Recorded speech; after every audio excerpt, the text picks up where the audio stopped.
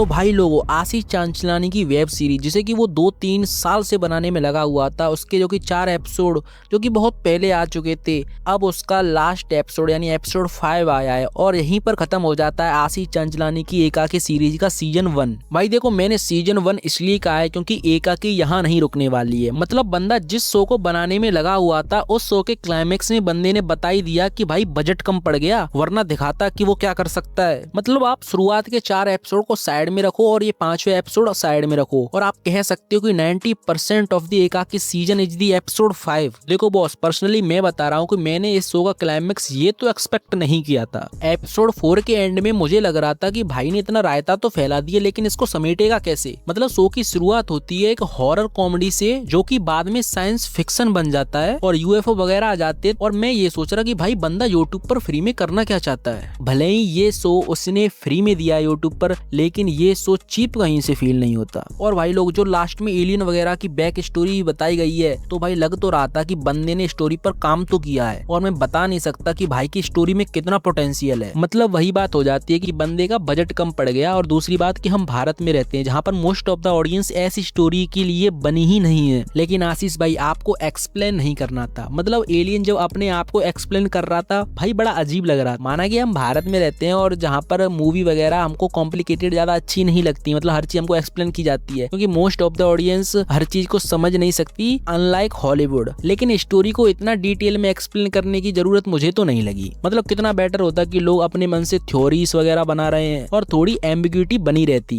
फिर भी ये स्टोरी में बहुत ज्यादा स्कोप है। देखो भाई, इसका कंपैरिजन सीधे स्ट्रेंजर थिंग्स से करते हैं, और मुझे पता है बहुत से लोग कर भी रहे हैं। इसमें भी हाइव माइंड का कंसेप्ट है, तो कंपैरिजन तो होगा ही। और सच सच बताना, आपको नहीं लगता कि ये वाली स्टोरी स्ट्रेंजर थिंग्स की जो एक्चुअल जो मेन स्टोरी है उससे ज्यादा सेंस बना रही है। मैं वीएफएक्स, एक्शन, एक्टिंग पर बात नहीं कर रहा, मैं स्टोरी पर बात कर रहा हूँ। मतलब उन पर बजट ज्यादा है और उनकी कोर ऑडियंस मतलब इंग्लिश ऑडियंस ज्यादा है, तो वे ऑफ कोर्स ज्यादा बड़ी बन चुकी है और ज्यादा रुपए कमा चुकी है। लेकिन भाई स्टोरी स्ट्रेंजर थिंग्स की भी सेंस नहीं बनाती ज्यादा। देखो, वो बंदा एकाकी बनाकर बॉलीवुड से तो सिंगल हैंडली जीत गया। मतलब हम उसका कंपैरिजन ही हॉलीवुड वालों से कर रहे हैं, तो बंदे ने कुछ तो किया है। अब हाँ, आप में से बहुत से बोलेंगे कि हॉलीवुड से कंपैरिजन कैसे कर दिया, वहाँ के वीएफएक्स देखो। भाई देखो, मानता हूँ कि उनके वीएफएक्स बहुत बढ़िया होते हैं, लेकिन उन मूवीज के बजट भी तो ज्यादा होता है। पर ये सीरीज मतलब बॉलीवुड की मूवी के बजट के आसपास भी नहीं है, फिर भी बंदे ने क्या पुल ऑफ किया है। मतलब क्लाइमैक्स में कहीं भी चीपनेस फील नहीं होती, जो ज्यादातर बॉलीवुड मूवीज की वीएफएक्स में होती है, जो कि थिएटर में रिलीज होती है, जो कि बड़े प्रोडक्शन हाउस से प्रोड्यूस की जाती है। समझ गया मैं किसकी बात कर रहा हूँ। देखो, मैं ये नहीं कहूंगा कि लास्ट टाइम बहुत सी चीजें इंप्रूव हो सकती थी। देखो भाई, वीएफएक्स का तो कोई स्कोप नहीं होता, जितना तुम रुपए डालोगे उतना वीएफएक्स अच्छा होता जाएगा। और जो चीज है जो इस समय मुझे इंप्रेस करती है, वो थी इसकी स्टोरी। क्या ही कहें, जब एलियन जादू को मारने जा रहा था, भाई जिस तरीके से आशीष भाई की एंट्री होती है और एलियन का हाथ पकड़ा है और आंखों में जो ब्लू लाइट वगैरह होती है, वो बंदा मार्वल की फैंटेसी पूरी कर रहा है सुपर हीरो बनने की। उसे लगा मार्वल में काम मिलना तो मुश्किल है, क्यों ना खुद का ही मार्वल बना लूं। और एक और चीज भाई, जो बहुत से लोगों को शिकायत है कि उनको इस शो का ह्यूमर अच्छा नहीं लगा, जोक आउटडेटेड हो चुके हैं। देखो, पहली बात तो ये है कि मुझे नहीं पता कि बहुत से लोगों को इसका ह्यूमर क्यों आउटडेटेड लगता है, लेकिन भाई मेरे लिए परफेक्ट था। मतलब मेरा ब्रेन इतना फ्राई नहीं हुआ है कि मैं समय रहना पर हंसूं और इसके जोक्स पर नहीं। भाई ओजी इज ऑलवेज ओजी। बाकी मेरा फेवरेट क्रिएटर है, तो बायस थोड़ा तो होगा ही। बाकी इस शो में एक्टर सब बढ़िया थे, लेकिन लास्ट में सबसे अच्छी एक्टिंग की मैकेनिक ने। मतलब एलियन को जिस तरीके से मैकेनिक के थ्रू बुलवाया गया है, भाई वो सच में टेरिफाइंग लग रहा था। लेकिन एक बात जो मैं एक सजेशन के तौर पे कहना चाहूंगा कि देखो भाई, कॉमेडी और साइंस फिक्शन एक जॉनर में फिट नहीं आ सकते। मतलब लोग उस खतरे और डेंजर की ग्रेविटी को समझेंगे ही नहीं अगर आप उसके बीच में लगातार कॉमेडी करते रहोगे। देखो बॉस, थोड़ी बहुत चलती है, लेकिन ज्यादा कॉमेडी डेंजर की ग्रेविटी और ड्रेडफुलनेस को घटा ही देती है। मतलब आपको डिसाइड करना होगा कि आपको करना क्या है। अगर आप साइंस फिक्शन करना चाहते हो तो प्योर साइंस फिक्शन की तरफ जाओ, सीरियसनेस के साथ जाओ। क्योंकि अगर आप कॉमेडी को भी मेन एस्पेक्ट में रखते हो तो मुझे नहीं लगता कि लोग इसे सीरियस लेंगे। मतलब एक बात आप खुद ही नोटिस करना कि लास्ट में जो ट्रांजिशन होता है वो कितना ऑकवर्ड है। मतलब कुछ मिनट पहले जो लोग एलियन वगैरह से फाइट कर रहे थे, वो कुछ पल बाद हंसने लगे, जोक्स करने लगे।